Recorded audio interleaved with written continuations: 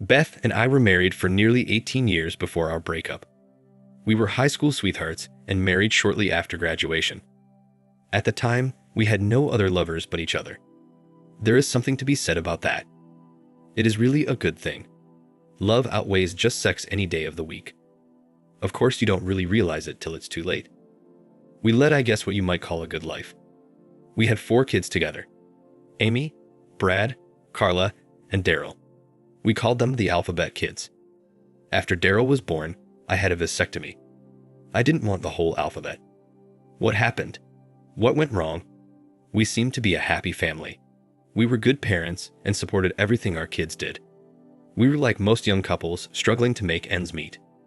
I worked in a manufacturing plant, and Beth started working at the local Walmart store once the 2 older kids started school. The younger kids started in daycare when one of us wasn't home to watch them. It wasn't the greatest thing to do, but in today's society, that's how it goes.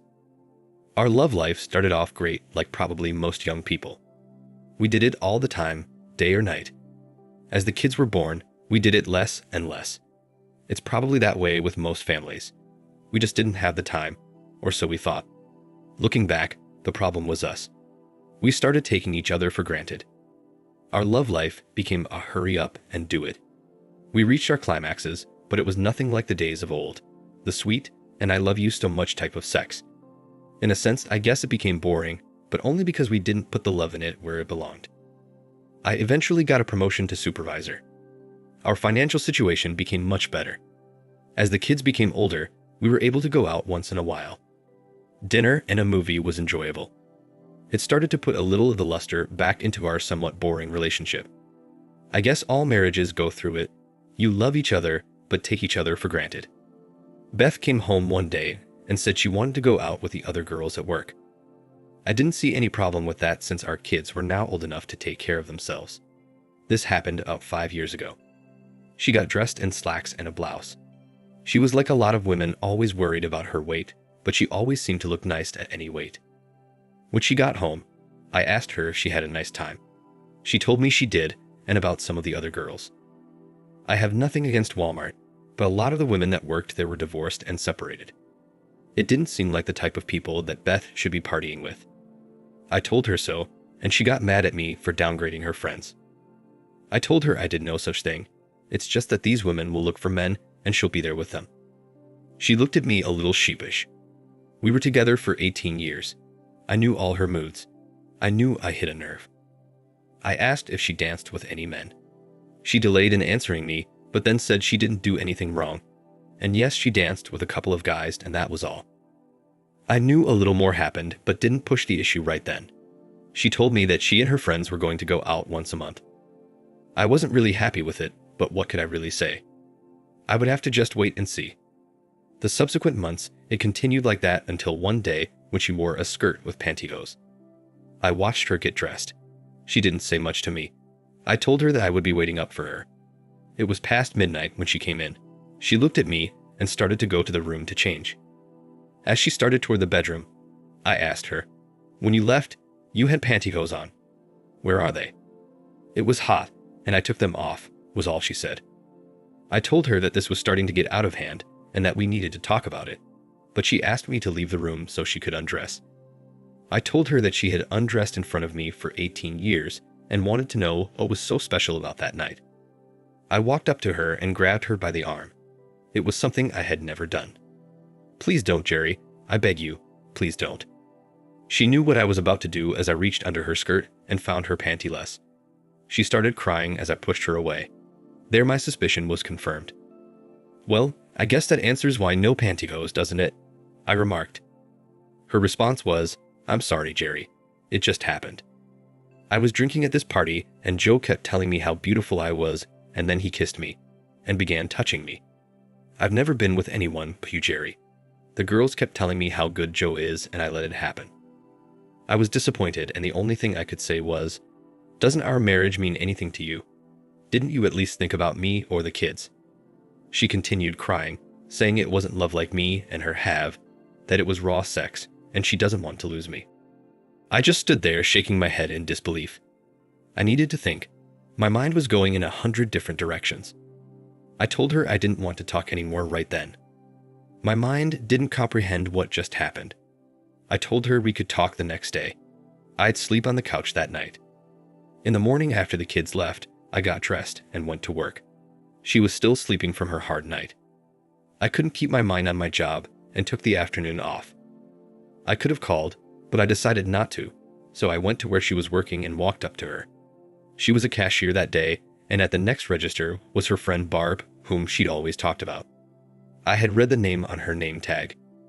She asked why I wasn't at work. I told her I was going to see our lawyer today, that I was getting a divorce. I turned around and walked out. Behind me, I heard her yelling at me to wait. She had a customer at the register and wasn't sure what to do. I guess she was in panic mode. I didn't wait as I walked briskly out the door and got in my truck and left. I went straight to the house and packed most of my clothing. I threw it all into boxes and put it in the truck. I had no idea where I was going, but I knew where I didn't want to be. I did leave a note for my kids. I told them that their mother and I were getting a divorce and she could explain it to them. I really would like to know how she was going to explain this one. Probably make it my fault. She was good at blaming me for most things. I ended up going to my parents' house.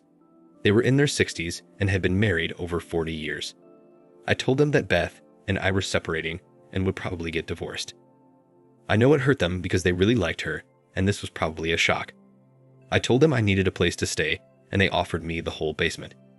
It was all remodeled and had a nice bedroom and even a small kitchenette and living room set up down there. They told me I could stay as long as I needed. They didn't much use the basement anymore. They didn't like the stairs. About 2 years ago, they moved the washer and dryer upstairs after Mom's hip replacement. I told Mom and Dad that Beth wanted more freedom. It was kind of hard to explain that she wanted to sleep with other people. I didn't want to tell my parents that. I just told them that we felt differently about a number of things and didn't think we could come to an agreement. They weren't happy with that explanation, but that was all I could tell them for now. I did make it over to our lawyer, Jeff, and he told me that Beth had already called twice. I asked him if he was going to represent me or her. He said she doesn't want a divorce, and she thinks we could work it out. I asked him again to answer my question. Are you her lawyer or mine? He said he's hers since she called him first, and he accepted the case. He advised we both talk with each other since we are both his friends, and he hates seeing us both in divorce court. I asked if she mentioned why I wanted a divorce. He said she told him we both had an argument about her going out. She got drunk and cheated on me. I explained to him how she went out after I told her I had a bad feeling about it. I then thanked him and told him I would hire someone else, and I'll reach out as soon as we get a plan together. I turned around and walked out. Martha was the best divorce lawyer in the state. She was as hard-nosed as they come. I knew a few men who went against her, and they were all taken to the cleaners. I contacted her and was given an appointment for the next day. She told me not to talk to Beth until we had our meeting. I asked her about the kids, and she told me to have my parents call them and tell them we would talk in the next couple of days. My parents did call the kids and talk to Amy, our oldest. They told Amy that I would call them and talk to them in the next few days. They mentioned that if any of the kids had an emergency to call them. Also, that I would be staying at their house. About 2 hours later, Beth called the house. She told my dad she needed to talk to me. I shook my head no, and my dad said that my lawyer said not to talk to her that day. I would call her after meeting with my lawyer. I heard my dad say to Beth, I don't know what happened between you two, but you must have hurt Jerry terribly. I've never seen him like this. He talked a little more and hung up the phone.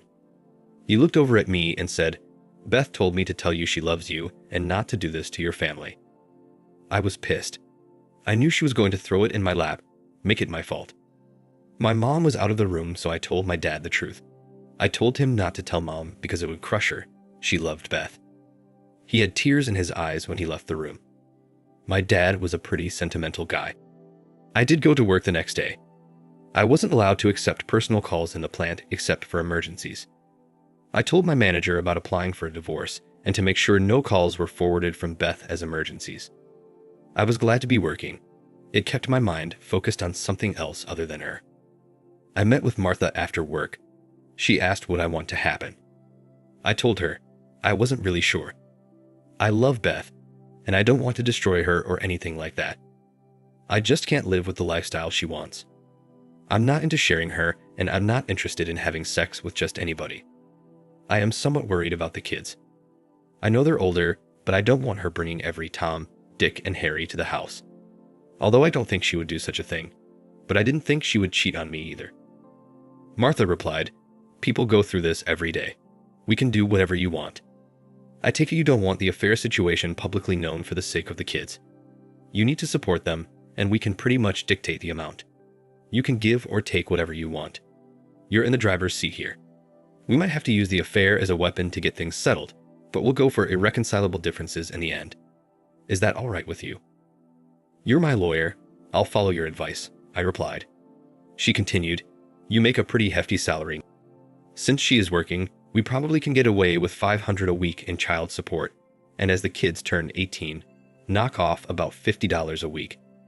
No spousal support, and when all the kids are over 18, the money stops. You'll also be responsible for their medical. As far as higher education, it's up to you if you want to supply any. You don't have to legally. Your oldest is 17 and your youngest is 12, so you will have to pay some support for the next 6 years. Do you want to go with this, or do you want something else?" I asked, "What about our savings and my retirement package?" She answered, "All the savings will be divided equally, as well as any bills that are in both of your names. You have 2 vehicles, so you can each have one. Your retirement is exactly that, your retirement. We won't let her touch that. The house and furnishings are the only things left. What would you like done with them?"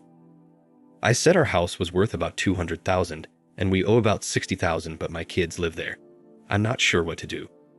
She suggested that I let her have the house to live in until the children are all grown and out of the house.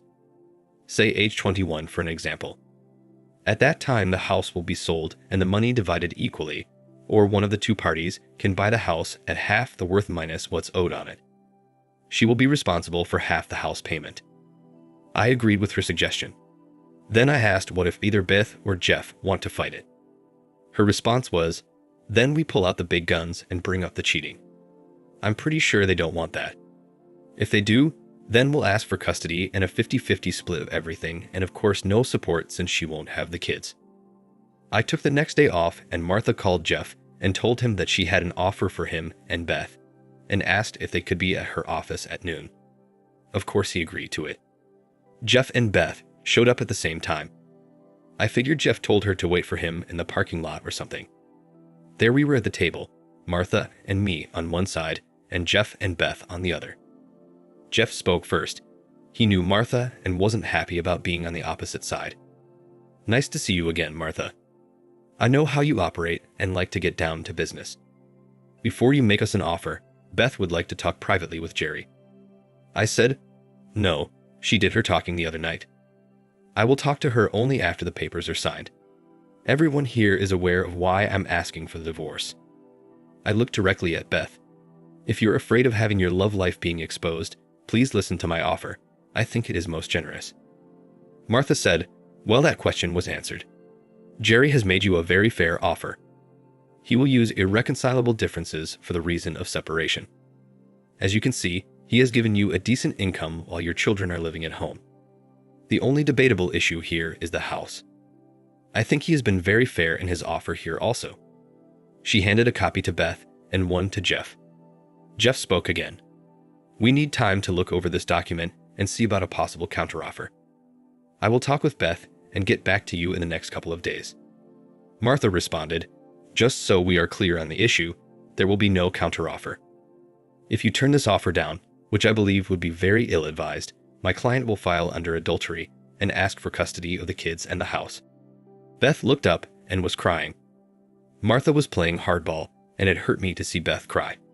She grabbed a pen and asked where to sign without even reading it. She was crying full-fledged tears then. She was afraid of losing her kids. Martha replied, "Ma'am, please calm down. Jerry doesn't want to hurt you or the kids. Please take a day or so, as Jeff has suggested, and see if everything is agreeable. Maybe we have overlooked something. I'm sorry about my threatening tone, but I wanted to make it clear that we are offering a very good settlement here. Jerry is seeing to it that you and your kids are well taken care of. So please take the document and discuss it with your lawyer, and Jeff and I will discuss it, say, tomorrow." Beth looked at me while her crying lessened some. Jerry, I do love you no matter what you think. I was just hoping that we could put some time between us and maybe get back together, but I see that you have already made your decision. No, Beth, you made my decision for me. You want the freedom to do as you please, and I'm giving it to you. The only thing I ask is that you keep your lovers away from my kids or I'll take them from you. That's a promise. She started crying again as she hurried out of the building.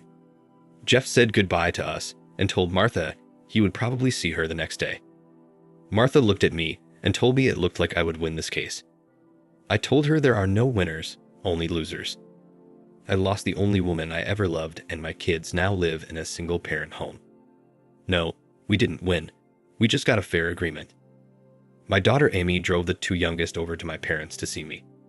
I was happy to see them. They kept asking questions, and I kept telling them that their mom and I weren't getting along, and we didn't see eye to eye on some major issues, and we would be getting divorced. I tried to explain to them that their mother and I would always be in their lives, we just wouldn't be together. I hugged and kissed them all as they told me how much they loved me. I told them they could always call me or Grandma's house. Brad showed up a little later. Dad, I have a question for you. Did you cheat on Mom? No, Brad, I would never cheat on your mother. Why would you ask me that? Well, Jim and Travis, my buddies at school, said their parents are divorced, and in both cases their dad was caught cheating on their mom. I was hoping you didn't do something like that. God, I love you, Dad, and I'm going to miss you. Brad, you won't be missing me.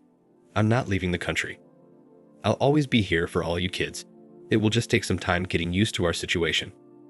Well, the divorce was finalized and I kept my promise to the kids. I went to most of their school functions. I saw Beth at most of them. She was a good mom, and if she was having any affairs, she was keeping it very private. I might mention here that Beth and I were always on speaking terms. We got together for the kids' birthdays and other special occasions. The only agreement we had was she wasn't to mention her dating life to me. We talked about the kids, holidays, my parents. No topic was off limits but her love life. A couple of times she started to say something about a male friend or something along those lines, and I would get up and leave. The agreement that Martha and I wrote up were all signed. I wasn't there when Beth came in to sign it. Martha told me Beth took it pretty hard. We had a few arguments with Jeff on what credit cards would be paid and by whom. I guess that was his way of saving face. I told Martha that if push came to shove, I would pay them. We canceled all our credit cards and had new ones issued in separate names. I talked with the kids regularly. They told me that their mom accepted the fact that we were divorced and seemed a little happier. I asked them if she dated, and they told me no. She did go out with girlfriends about once a month. I think I cringed when I heard that. I never did have that heart-to-heart with Beth. She wanted the freedom to explore, and that wasn't my thought in life. You don't marry someone and decide to find new attractions. It was the way I was brought up. As I mentioned, my parents were married over 40 years. Maybe we did get married too early, and she didn't get a chance for whatever it is she is seeking. I never explored the sexual realm either. I was happy with Beth. Going back a couple of years, I should mention that I did start dating again. I went out with a few women from work. At my age, most women I met and dated were divorced. I did have intimacy with a few of these ladies, but it just wasn't the same for me. I mean, it was good, and I treated them all with respect, but I always thought about Beth. It's funny how you can't just shake it off and go on with your life. I tried, believe me, I really tried. All the women I dated just didn't do it for me. My best days were the family events when I could see Beth. One night, I went out with the guys from work. They said they knew a noisy lounge where the women hung out. Of course, you know who I saw there. It must have been ladies' night out. I looked up and there she sat. It was funny though because there weren't any men around them yet. I didn't know any of the women she was with. The only one I ever met from her work was Barb, and she wasn't there. I walked up to Beth from the side so she didn't see me coming. I asked, "Would you like to dance?" She asked, "Jerry, what are you doing here?" I replied, "Just out with the guys." "Are you waiting for someone, or do you want to dance?" "No, I'm not waiting for anyone, and yes, I'd love to dance with you. Let me introduce you to my friends." She rattled off a half-dozen names and then said, "These women all belong to our card club. About once every 6 months, we go out instead of playing cards, and it just happens to be tonight. Now, how about that dance? We went up to the dance floor, and we had 2 slow numbers in a row, and then the band started a fast one. I said, I never could dance to those type of songs, as I walked her back to her table. She seemed sad that I took her to the table. Ladies, it was nice meeting you. I better get back to my friends. As I walked away, it just didn't seem right. I didn't want to see if she was approached by another man. I told my friends that I had to leave and would see them later. As I walked out the door, I turned and saw Beth staring at me. The next day, I got a call from her. She said it was nice to see me out and about and enjoyed being with me. She asked me if I would help plan Amy's wedding reception. My oldest daughter was going to get married. It seemed like just yesterday I held her in my arms. Now here she was ready to start her life with her boyfriend. It's funny Beth called the day after I had seen her since I knew Amy's wedding was about a year away. I told her I thought it was a bit early since it was so far away. She told me that reservations and such have to be made way in advance. I suggested she give Amy a call and make the plans with her. After all, it was her wedding. After they got their ideas on paper, I would look at the financial end.